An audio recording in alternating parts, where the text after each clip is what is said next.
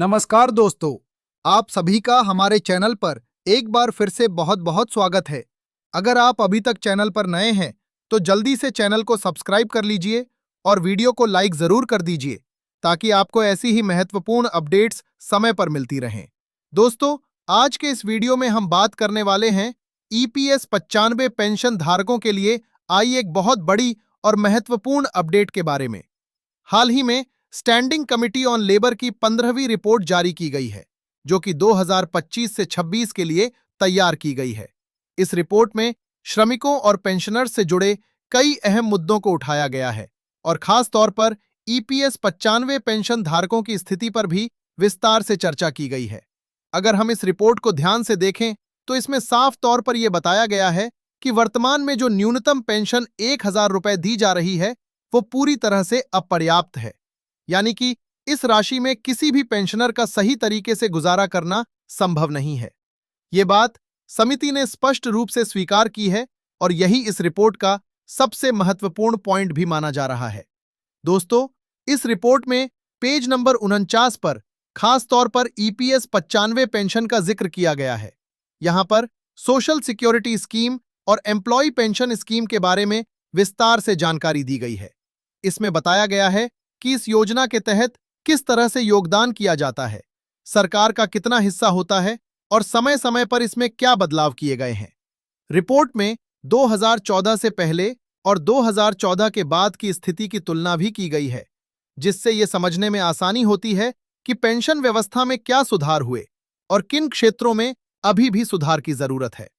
इसके साथ ही कुछ महत्वपूर्ण आंकड़े भी दिए गए हैं, जिनसे यह पता चलता है कि सरकार इस योजना के लिए कितना बजट निर्धारित करती है और उसका कितना हिस्सा वास्तव में उपयोग किया जाता है।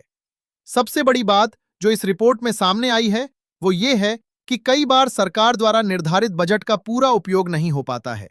यानी कि जो फंड पेंशनर्स और श्रमिकों के लिए रखा जाता है वो पूरी तरह खर्च नहीं किया जाता। समिति ने इस मुद्दे को गंभीरता से उठाया है और सरकार से यह आग्रह किया है कि बजट का पूरा उपयोग सुनिश्चित किया जाए ताकि पेंशनर्स को बेहतर लाभ मिल सके। इसके अलावा रिपोर्ट में यह भी बताया गया है कि सरकार द्वारा जो 1.16% का योगदान दिया जाता है उसके तहत हर साल कितनी राशि खर्च होती है उसका भी विवरण प्रस्तुत किया गया है। इससे यह साफ होता है कि सरकार की ओर से योगदान तो किया जा रहा है, लेकिन उसके प्रभावी उपयोग पर अभी और काम करने की जरूरत है। दोस्तों, एक और महत्वपूर्ण बात जो इस रिपोर्ट में सामने आई है वो ये है कि ईपीएस 95 पेंशन धारकों की संख्या लगातार बढ़ रही है, लेकिन इसके बावजूद उन्हें मिलने वाली पेंशन राशि में कोई बड़ा बदलाव नहीं किया गया है। 1000 रुपए की पेंशन आज के समय में बहुत ही कम मानी जाती है, खासकर जब महंगाई लगातार बढ़ रही है। समिति ने इस स्थिति को गंभीर मानते हुए ये कहा है कि पेंशनर्स की वर्तमान आर्थिक स्थिति को देखते हुए पेंशन में वृद्धि करना बेहद जरूरी है। हालांकि यहां पर एक महत्वपूर्ण बात यह भी है कि रिपोर्ट में यह स्पष्ट रूप से नहीं बताया गया है कि पेंशन कितनी बढ़ाई जानी चाहिए। यानी कि समिति ने यह जरूर कहा है कि पेंशन बढ़नी चाहिए, लेकिन यह नहीं बताया कि नई न्यूनतम पेंशन राशि क्या होनी चाहिए। यही कारण है कि इस रिपोर्ट को लेकर अलग अलग मीडिया रिपोर्ट्स में अलग अलग तरह की खबरें सामने आ रही हैं। कुछ न्यूज रिपोर्ट्स के अनुसार यह कहा जा रहा है कि न्यूनतम पेंशन को 2500 रुपए से 3000 रुपए तक बढ़ाने पर विचार किया जा सकता है। हालांकि ये आंकड़े सीधे तौर पर इस रिपोर्ट में नहीं दिए गए हैं, बल्कि ये संभावनाओं के रूप में सामने आ रहे हैं। तो दोस्तों, यहां पर यह समझना बहुत जरूरी है कि वास्तविक रिपोर्ट क्या कहती है और मीडिया में क्या दिखाया जा रहा है। इन दोनों के बीच थोड़ा अंतर हो सकता है। रिपोर्ट का मुख्य फोकस यह है कि वर्तमान पेंशन अपर्याप्त है और इसमें सुधार की आवश्यकता है। दोस्तों, अब सवाल ये उठता है कि जब समिति ने यह मान लिया है कि 1000 रुपए की पेंशन पर्याप्त नहीं है, तो फिर आगे क्या हो सकता है? क्या सच में पेंशन में बढ़ोतरी होगी, और अगर होगी तो कब तक होगी? यही वो सवाल है जो आज हर ईपीएस 95 पेंशन धारक के मन में चल रहा है। सबसे पहले हमें यह समझना होगा कि इस तरह की संसदीय समितियों की रिपोर्ट का क्या महत्व होता है। जब भी कोई स्टैंडिंग कमिटी इस प्रकार की रिपोर्ट तैयार करती है तो वह गहराई से अध्ययन करने के बाद अपनी सिफारिशें सरकार को देती है। इन सिफारिशों के आधार पर ही आगे की नीतियां और फैसले लिए जाते हैं।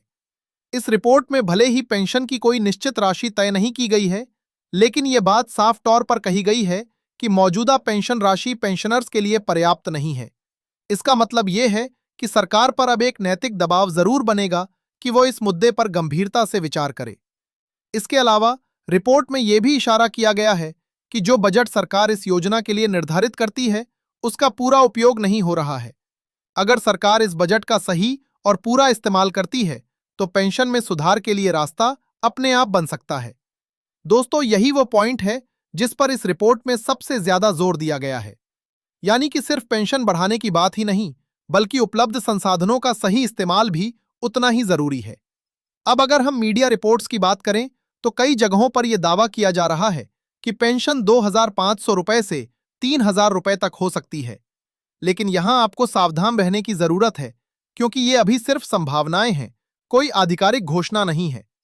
वास्तविकता यह है कि जब तक सरकार की ओर से कोई आधिकारिक नोटिफिकेशन या घोषणा नहीं आती, तब तक किसी भी राशि को फाइनल मानना सही नहीं होगा। इसलिए आपको सिर्फ आधिकारिक जानकारी पर ही भरोसा करना चाहिए।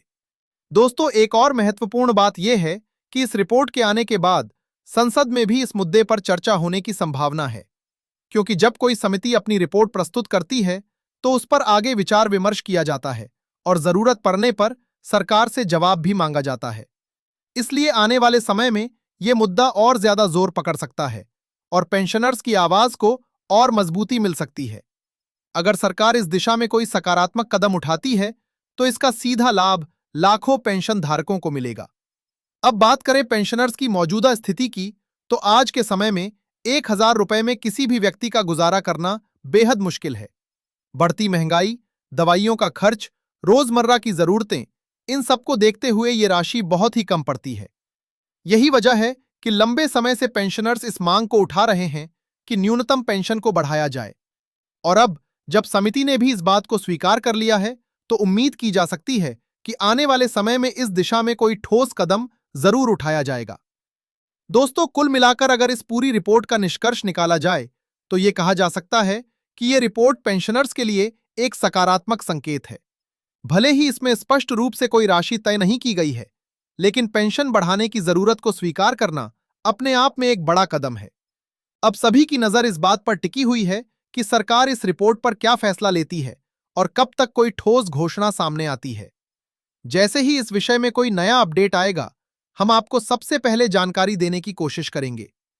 तो दोस्तों, अगर आप भी ऐसे ही महत्वपूर्ण अपडेट्स पाना चाहते हैं, तो चैनल को सब्सक्राइब करके जरूर रखें और वीडियो को लाइक और शेयर करना बिल्कुल न भूलें।